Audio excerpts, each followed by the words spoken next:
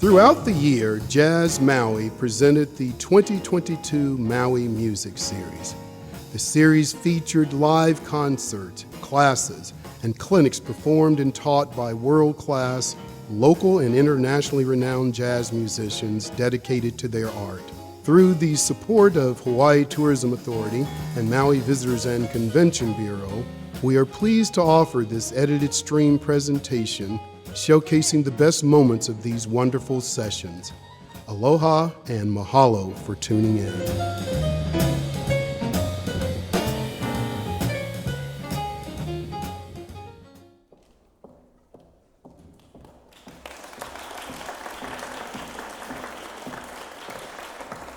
Aloha, everyone. I'm Kathy Collins, and it is my great pleasure to serve as your mistress of ceremonies this evening and welcome you to the beautiful Castle Theater. I'm glad that you all got the word. We got moved from the McCoy into this beautiful, beautiful space, which I think is very appropriate for the music you're going to be enjoying this evening. I do have some important announcements to make. We have two substitutions tonight in the Mana Music Quartet. Sadly, cellist Joshua Nakazawa and violinist Dr. Manwen Lo have tested positive for COVID, so they are not here this evening. But instead, we have the accomplished cellist Alex Greenbaum and our special guest violinist Kisa Uradomo, who will be joining the original members of the quartet, violinist Dwayne Padilla and violinist Eric Silberger. They'll be performing music from the album Queen Liliuokalani, which won the 2021 Nahoku Hanohano Award for Instrumental Album of the Year.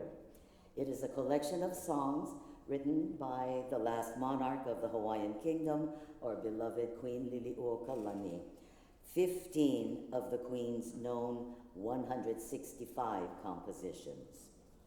Now, due to the change in personnel, the second half of the program has changed and now features the very popular Dvorak's Opus 96 American String Quartet instead of Brahms' String Quintet number 2, Opus 111. I know you're going to enjoy tonight's very special performance. We want to also send a big mahalo to the Maui String Trio, cellist Michelle Anchetta, violinists A.K. Yoon and Rona Landrigan for their pre-show performance this evening. Could we give them a round of applause?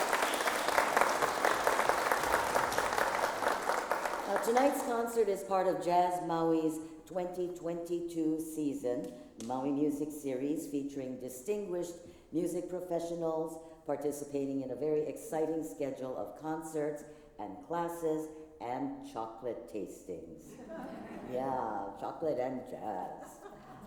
For more information on those events and to purchase tickets, go to www.jazzmaui.org. Jazz Maui, of course, is a branch of the 501c3 nonprofit Arts Education for Children group, and Jazz Maui provides opportunities for participation in high-quality jazz education and performances. Jazz Maui concerts are recorded and will be available for free live streaming on the Jazz Maui website as well as on Akaku at a later date. We need to say mahalo to our supporters, the Hawaii Tourism Authority through the Community Enrichment Program, the Makana Aloha Foundation, and the Maui Visitors and Convention Bureau, as well as the Arts Education for Children group. And very big mahalo to Bryant Neal and all of the musicians who participate in Jazz Maui concerts and classes. Again, for more information on any of these events, please go to jazzmaui.org. And now, because I know you don't have any written programs, I just want to tell you a little bit about the 4 performers that you will be enjoying this evening. Violinist Dwayne Padilla earned degrees from Northwest University and Yale University. He's performed as an orchestra musician with the National Repertoire Orchestra, the Tanglewood Music Center Orchestra, and the Honolulu Symphony, among others. As a founding member of the Hop Club of Hulaville, he won the Hawaii Academy of Recording Arts Award that's a hoku, for Jazz Album of the Year for their gypsy jazz release, Django Would Go. Mr. Padilla has arranged many of Queen Liliuokalani's songs for the Mana Music Quartet's award-winning album. Virtuoso violinist Eric Silberger has performed in prestigious concert halls around the world, receiving reviews such as spine-tingling and astonishing and dazzling virtuoso playing.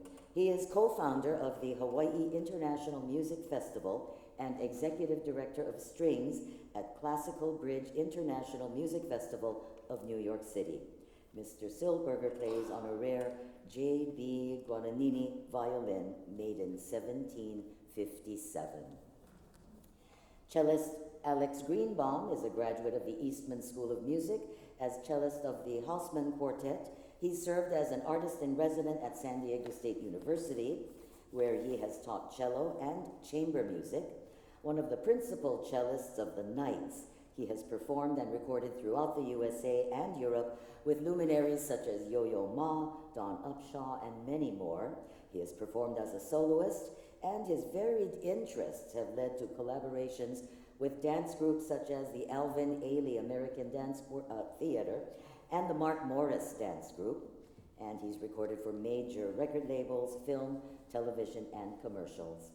And finally, last but not least, Maui girl Kisa Uradomo graduated from King Kekaulike High School. She was one of only 2 musicians from Hawaii ever to be selected to play in the prestigious National Youth Orchestra of the United States. That's a program of the educational arm of Carnegie Hall. She studied at the Eastman School of Music and is now pursuing her master's degree in violin performance at the University of Michigan. Ladies and gentlemen, please welcome the Mana Music Quartet.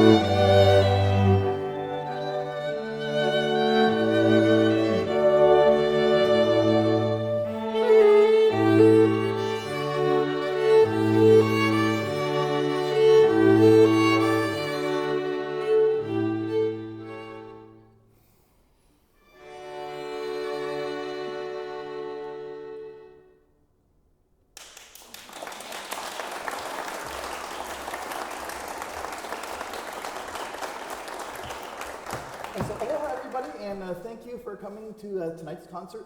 Tonight we're going to begin the first half with the music of Queen Liliuokalani. And what's not commonly known is that the Queen had quite an extensive education in classical music. The King of Prussia, one of his gifts to the King of Hawaii, he sent his bandmaster, Henry Berger, to one, found the Royal Hawaiian Band, and two, teach music to all the royal children. So Queen Liliuokalani and her three siblings would study music theory, solfege, composition, and learned how to play dozens of instruments. They would spend like 4 or 5 hours a day on it. So they were pretty accomplished in Western classical music traditions. We like to think of her as the Hawaiian Schubert. Schubert was the European composer known for writing art songs for singer and piano. And Queen Liliuokalani's preferred genre was song. A lot of them were voice and piano, a lot of them choir songs. And in our research, though, not commonly known, is that the violin was the lead instrument in Hawaiian string bands in the 1850s. And it's a tradition for various political reasons beyond the scope of this concert. That tradition has sort of been forgotten. And I even didn't really know about it until I got a call one day from somebody who was like, there was an old Hawaiian musician who was in hospice and he only had about a week to live. And so they invited me and my friend Sandy to come play a few tunes to cheer him up and make him. Turns out this guy was Eddie Kamai, one of the icons of the Hawaiian Renaissance. And when he saw me with a fiddle, he was like, oh yeah, me and my friend Sam Leo used to play fiddle ukulele tunes all the time. Fiddle was a really big part of Hawaiian music. And so that got me into researching. And apparently it was a very big part of Hawaiian music that's been forgotten. And unfortunately, it was forgotten before recording music was a thing. So this album is an attempt to reimagine what the Queen's songs might have been if they were arranged for string quartet.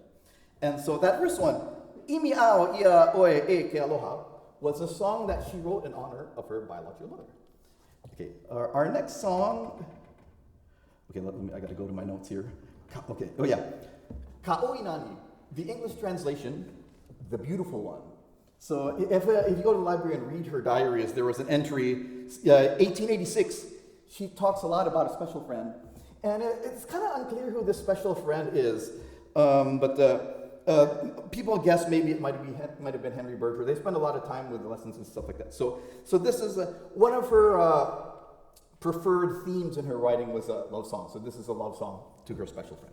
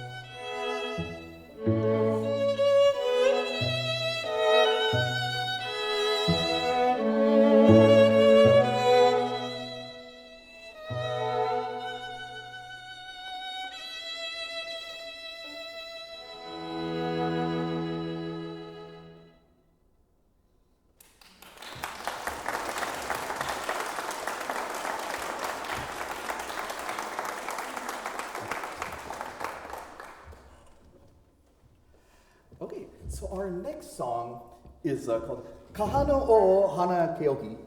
And the queen, she was having lunch with her friend Sophie. And Hana Keoki it's a part of her property that's beautiful. And there was birds chirping and all this stuff. And that and she's having lunch with a friend. And that inspired this song, Kahano o Hana Keoki. And this one we're utilizing the special technique on violin called harmonics to imitate the sound of the Hawaiian lap steel, and that'll be featured in our guest violinist, Kisa Urdun, is going to pin a lot of the lap steel for us in this song. Okay.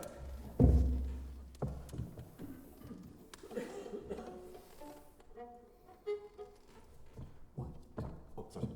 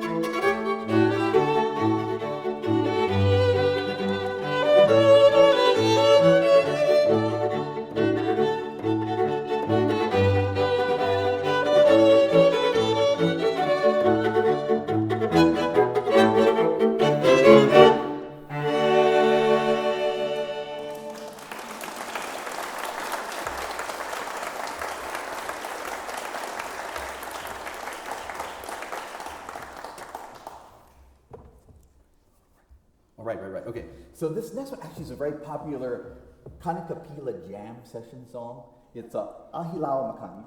And we do it sort of as a waltz. Waltzes was one of her very most popular genres. It was a kind of a dance craze that was popular in the Queen's era of the waltz. And so this is our version of it. And the words describe the fragrant breeze that sweeps over Hawaii and warms the heart. And in most of these songs, there's always a second meaning. Like the words talk about the breeze, but the breeze is the symbol of a special someone. In this song, we don't really know who the special someone is, but yeah, that's part of the mystery. There's a lot of mystery in all these Hawaiian songs. There's the meaning and the hidden meaning and the third hidden meaning. Yeah. Okay.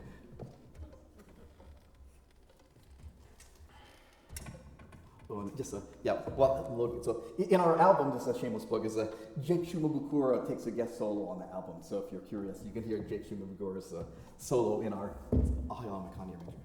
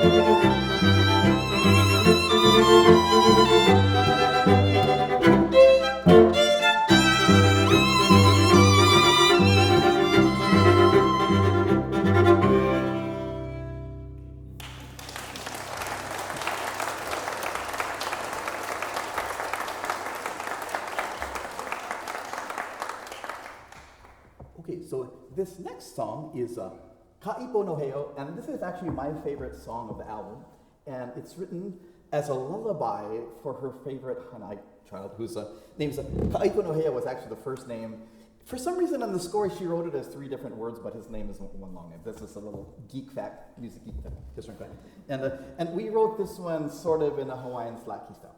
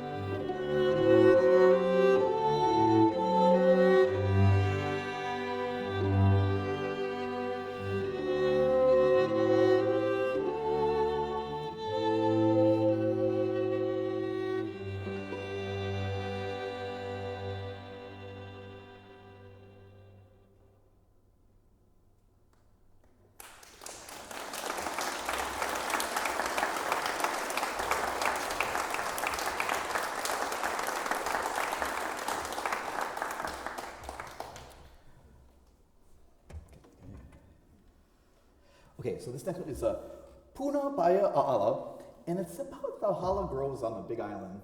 And this one, okay, at the workshop we talked about how Queen Leolokane, so she studied Western classical music, but she didn't write to mimic the Western classical composers. She used kind of their art forms, but also tried to reach back to the traditional Hawaiian music to make sure her music was linked to the music from before. And in this one, when you listen to the melody, there's certain features where it leaps by a large interval of a sixth, something like this. And that's just to kind of give an image of the falsetto singers that are often here in Maui, particularly. We have a history of but Hawaiian falsetto singer. So the melody kind of harkens back to that, particularly in the middle, not so much in the beginning. Oh, and other feature, it's also a waltz, this one. That's right. And then as an orchestrator, I took the liberty, I kind of knocked off the arrangement of the Blue Danube, so you might hear, like, it might sound a lot like the Blue Danube. And then if you're an Andrei Ryu fan, I also copied a little bit the orchestration of the Shostakovich waltz that Andrei Ryu also made too. So it's kind of mash up with Queen Liliana with all this other stuff. Okay. Something for everybody. Yeah. Yeah.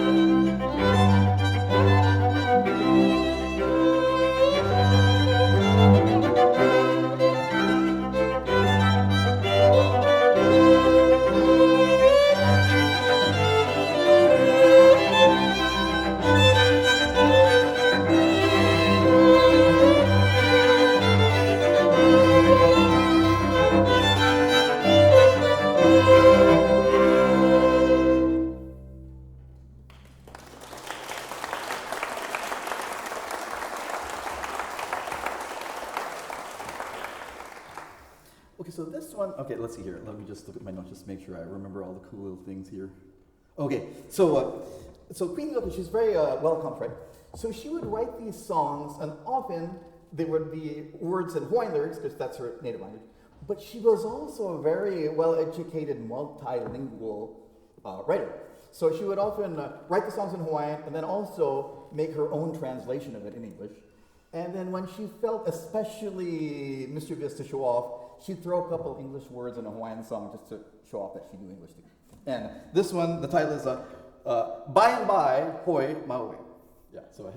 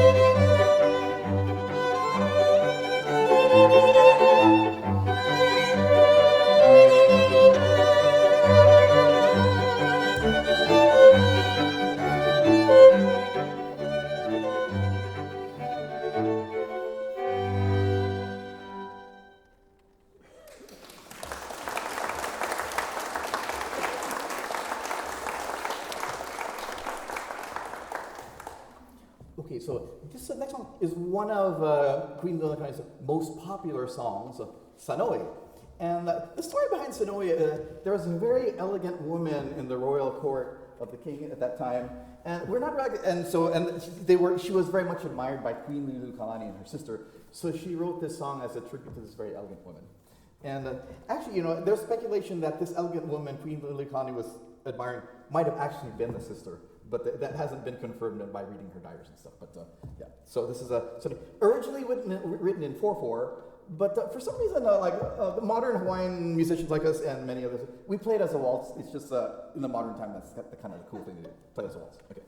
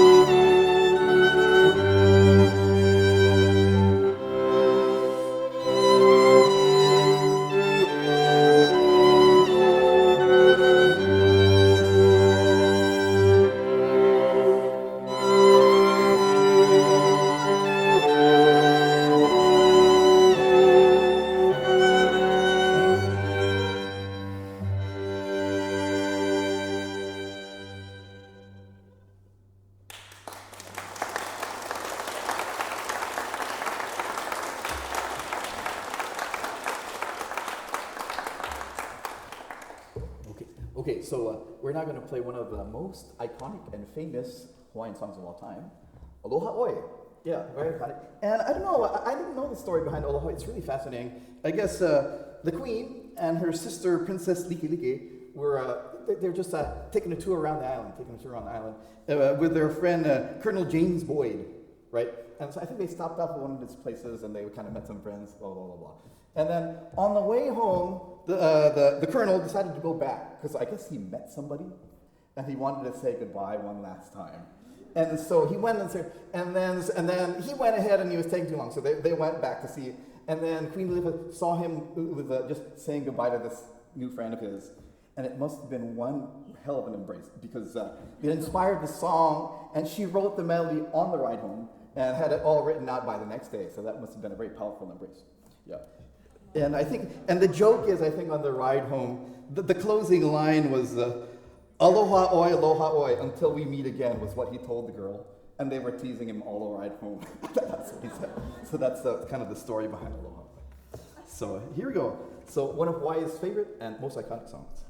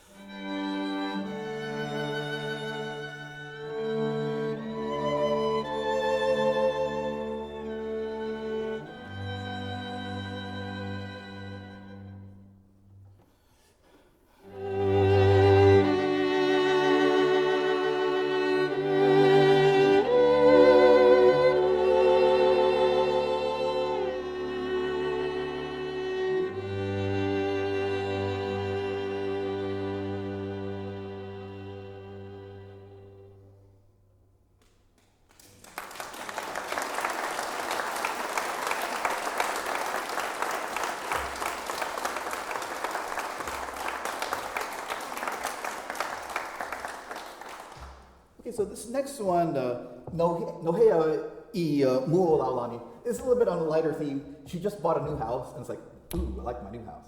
Yeah. Yeah, she had just moved out of Washington Place, found this place on Muolalani. She just loved the place, loved the place. Yeah.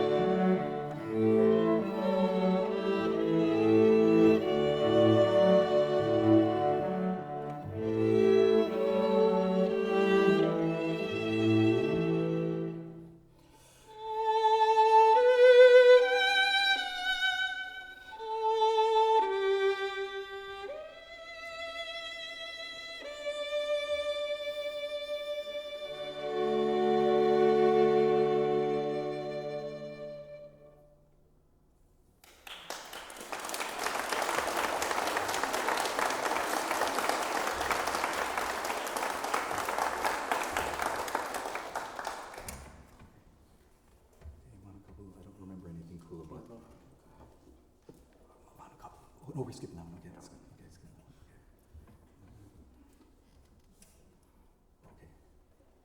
one. Okay. So this next one is that's a sentimental song for many of us here. It's Ke Aloha o Kahaku, more commonly known as the Queen's Prayer, and especially these times that we're in now. So setting the scene of when this song was written. So she's imprisoned in the Iolani Palace. Her kingdom has just been taken away from her, and she's in jail basically. And she writes a song, and and what should she write in this song is rather than like be angry, she's talks to God about it and says, I just want to forgive everybody who wronged me because I think it's the better thing to do. Wow, I mean, that's probably why the song's so popular. And she wrote it, and I think it was premiered as an Oahu down the street from where I live in Kalaihau Church, and yeah. So in these times, these troubled times, it's kind of a good message to remember.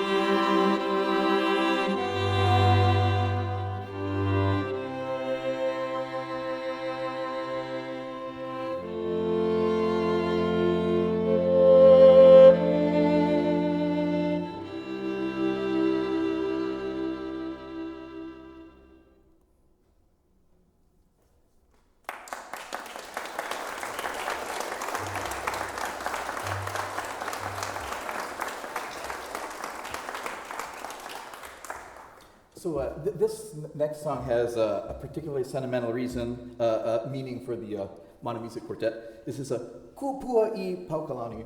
And actually, this is the song that brought us together, believe it or not. So I didn't know Eric before this whole thing happened. But Eric is a very famous touring violinist, and he happened to be touring through Hawaii with a tango band of all things. He and his girlfriend Maui. And that was on the Big Island. But he was friends with Josh, our cellist, he's playing for Josh.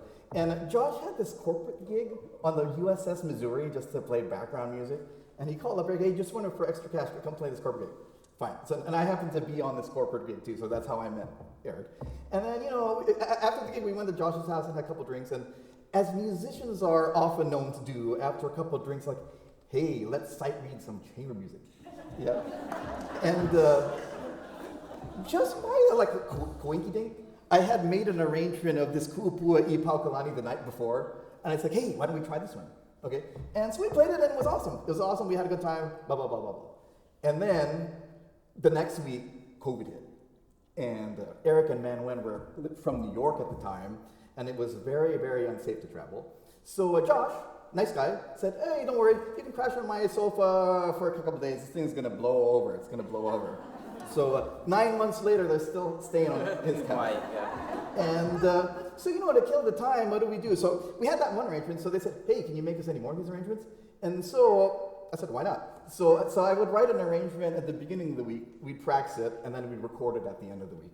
And then after 15 weeks, we had the album. Yeah, it was just a way to spend our time. And so this is the piece that brought us together. And it's kind of a powerful piece. The story behind it, very similar to the Queen's Prayer. She was imprisoned in the United Palace. And we immediately related to it because as we all felt it, we were all in quarantine, we all felt in prison too. Right, so we were feeling the vibe, feeling her vibe in prison. Right, and then, but that's just a cool story. So while she was in prison, one of the perks is her subjects could send her flowers to cheer her up. Yeah, so they'd send flowers. And, but there was this one clever 10-year-old boy. He ended up being mayor of Honolulu when he was older. He would wrap his flowers in newspaper and send it to her so that she would know the news of the day and what was happening in the kingdom. Yeah, so what a sweet thing. So, and the Kupu Pakalani is where her hometown was, so this is where the newspaper clippings were from. So this is a special song for her and for us, so we'd like to share it with you. Yeah.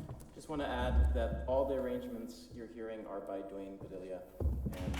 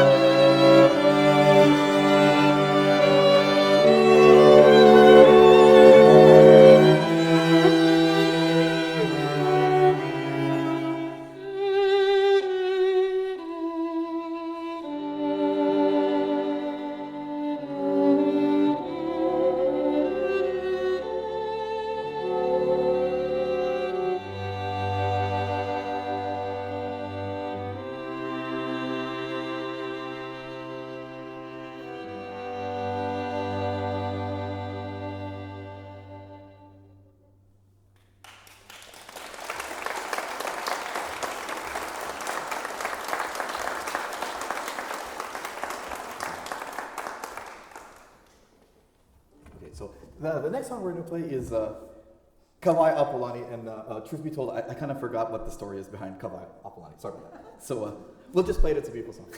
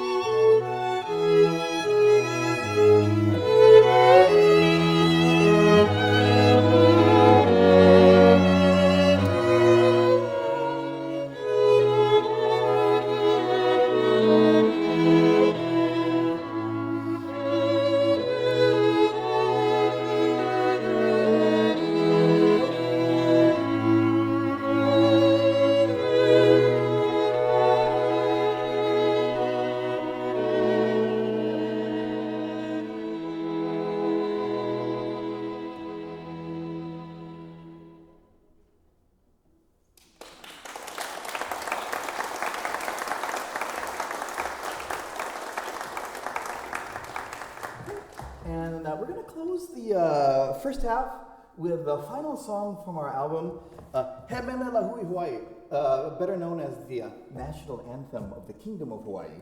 And interesting story, at the time, it wasn't Queen Liliuokalani, it was Princess Liliuokalani, who was still a teenager. I think she was between 13 or 16 years old. Her and her dad were visiting England, and they were visiting the Queen of England, and then they heard the brass band greet the Queen with God Save the Queen, this very triumphant national anthem. And her dad was like, hey, we need one of those. Can you write us one of these things? And and at that time she was already a prolific composer as a teenager, so she wrote it that night, and by the next week they had the song, the anthem of the Kingdom of Hawaii. Yeah.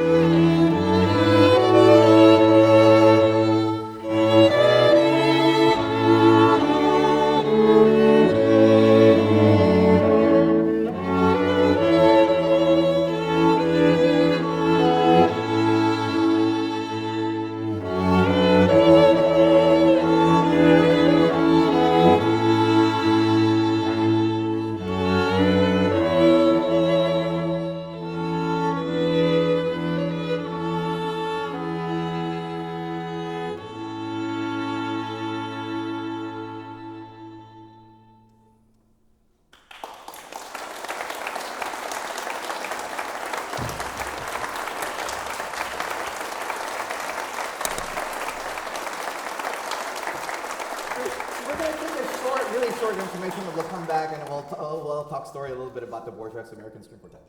Good. Ladies and gentlemen, don't you think that the Queen would not only be gratified by the way that her compositions have been so beautifully, masterfully, and reverently presented, but I think she'd also be delighted by Dwayne's anecdotes and backstory.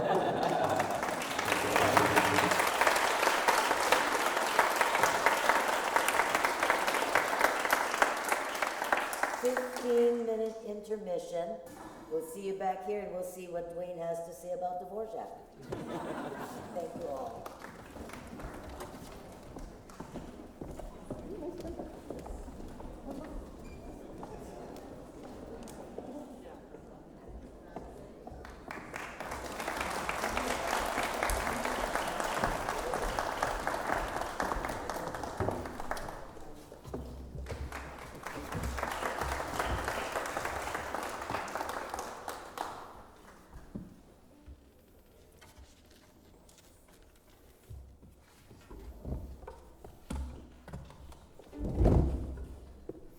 Okay, so we're gonna end our concert with one of the backbones of the quartet repertoire, Dvorak's American String Quartet. And well, there's a couple fun things about this one. It opens up with a huge viola solo. Yay! That's sort of okay. And okay, the story behind this one. So there's a music conservatory. It doesn't exist anymore. It's like kind of a background, but they invited Antonin Dvorak to be the dean of this music school. And so it's first time to America. The family comes over with them, and one of the things they do is they take a train ride all across the United States. And this quartet is basically like pictures of the things he saw along the way. I don't know how many of you folks have ever been to the Great Plains Midwest, where there's no mountains and you just see the horizon. So that's kind of like the first movement. The second movement is kind of like a Negro spiritual that you would like hear in a church. Yeah. And then the last two songs are kind of like a hold on. It's kind of just like a good old barn dance at the end. Okay, so we'll see you at the end. It's about 25 minutes to the end, and I hope you enjoy Dvorak's American String Quartet.